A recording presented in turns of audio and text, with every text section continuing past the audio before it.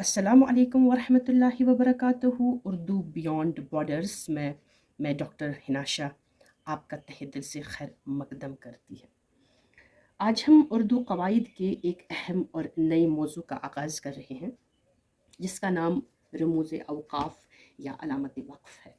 ये उर्दू ज़बान व अदब का नहायत अहम, मुफीद और दिलचस्प मौजू है, क्योंकि इन्हीं अलामात की बदौलत तहरीर वाज़ेह, बामानी, मौसर और पढ़ने में आसान बन जाती है। आइए इस अहम मौजू का आगाज़ करते हैं और जानते हैं कि रमूज़ अवकाफ़ क्या हैं, इनकी ज़रूरत क्यों पेश आती है और उर्दू ज़बान में इनकी क्या अहमियत है।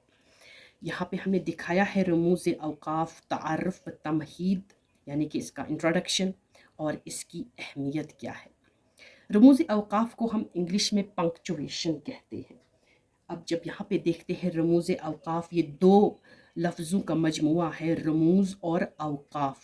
हम इकट्ठे इनको पढ़ते हैं रमूज़ अवकाफ़। लफ्ज़ रमूज़ जो है, रमूज़ असल में जमा है रमज़ की, रमज़ की जमा, रमूज़ रमज़ की जमा।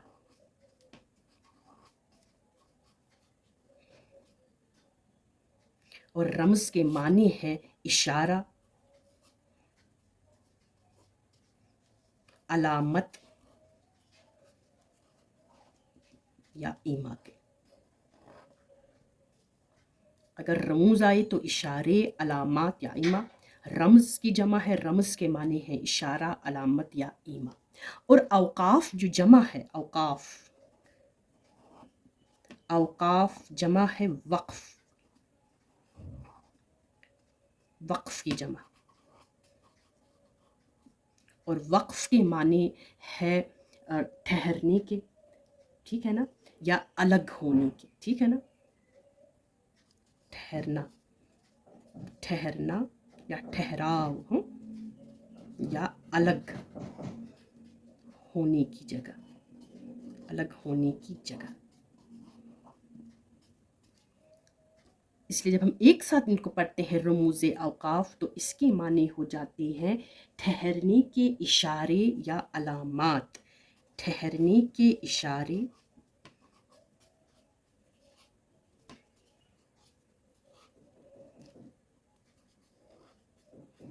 ठहरने के इशारे या अलामात।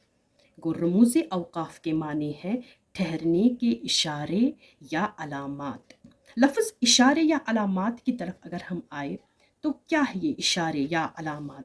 देखिए, इलाहिदा से तो इनकी कोई अहमियत नहीं है, लेकिन जब यही इशारे या अलामात या यही निशानात जब तहरीर में आते हैं, तो इनकी ख़ास अहमियत बन जाती है। मिसाल के तौर पर अगर मैं यहाँ पे ऐसे डालूँगी वक्फ़ा, एक ऐसा नुक्ता है ये, ठीक है ना, अलग से इसकी अपनी कोई अहमियत नहीं है। या इस तरीके का एक निशान डालूँगी मैं, इलाहिदा से इसकी कोई अहमियत नहीं है। या इस तरीके का निशान डालूँगी मैं, इसकी इलाहिदा से कोई अहमियत नहीं है। मगर जब यही निशान तहरीर में हम इस्तेमाल करते हैं, तो इसकी एक अहमियत बन जाती है। मिसाल के तौर पर अगर मैं इस तरीके से लिखूँगी, तंदुरुस्ती हज़ार नेमत है, ये एक मुकम्मल जुमला है। और इस मुकम्मल जुमले के आखिर में जब मैं इस तरीके से एक छोटा सा डैश डालूंगी, जिसको हम वक्फ़ कामिल कहते हैं, कामिल का मतलब है कि अब ये जुमला अपने आप में मुकम्मल है, इसीलिए इसके बाद एक ठहराव है और उसके बाद फिर दूसरे जुमले का आगाज़। गो इलाहिदा से इस नुक्ते की तो कोई अहमियत नहीं है, लेकिन जब यही नुक्ता तहरीर में आता है, किसी जुमले के आखिर में आता है, तो इसका एक मतलब बन जाता है, इसके एक माने होते हैं। और वो माने होते हैं कि ये जुमला अपने आप में एक मुकम्मल जुमला है और यहाँ पे एक ठहराव है, अब इसके बाद दूसरे जुमले का आगाज़ होगा। इसी तरीके से ये वाला निशान अपने आप में अलग से इसकी कोई अहमियत नहीं है, मगर यही निशान जब मैं तहरीर में इस्तेमाल करूँगी, तो इसकी अपनी एक अहमियत बन जाती है, इसके अपने एक माने बन जाते हैं। मिसाल के तौर पर अगर मैं इस तरीके से लिखूँ,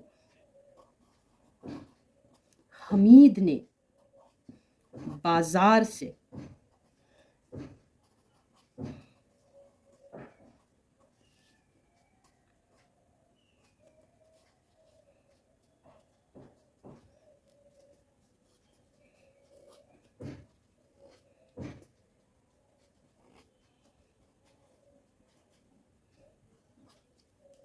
اب اس نشان کی اپنی اہمیت ہے۔ میں نے 3 چیزوں کے فرق کو واضح کیا، 3 الگ الگ اسم ہے استعمال ہوئے ہیں اس میں۔ حمید نے بازار سے سیب، چھوٹا سا وقفہ لینا ہے، انگور اور ناشپاتی خریدے۔ گو الحادہ سے تو اس کی کوئی اہمیت نہیں، لیکن جب یہی نشان تحریر میں آئے تو اب اس کی ایک اہمیت ہے کہ یہاں کا مطلب ہے تھوڑا توقف کرنا ہے، تھوڑا ٹھہرنا ہے، ٹھیک ہے نا۔ اس کے بعد جو ہے شروع کرنا ہے پھر سے، جیسے حمید نے بازار سے سیب، تھوڑا ٹھہراؤ ہے، انگور اور ناشپاتی خریدے ہیں۔ ان علامات وقف یا رموز اوقاف سے مراد وہ نشانیاں ہیں جو تحریر میں مناسب جگہ پر استعمال کی جاتی ہے تاکہ عبارت کو صحیح انداز سے پڑھا، سمجھا اور ادا کیا جا سکے۔ یہ علامات قاری کو بتاتی ہے کہ کہاں معمولی ٹھہرنا ہے، کہاں زیادہ توقف کرنا ہے یعنی ٹھہرنا ہے، کہاں سوال ہے، کہاں تعجب کا اظہار ہے، یا کہاں ایک بات ختم ہو کر دوسری بات شروع ہو رہی ہے۔ اس وہ رموز اوقاف کے تعارف، تمہید اور اہمیت کے تعلق سے اگلے سبق میں اس پر اور روشنی ڈالی جائے گی۔ تب تک کے لیے دیجیے اجازت۔ اللہ نگہبان۔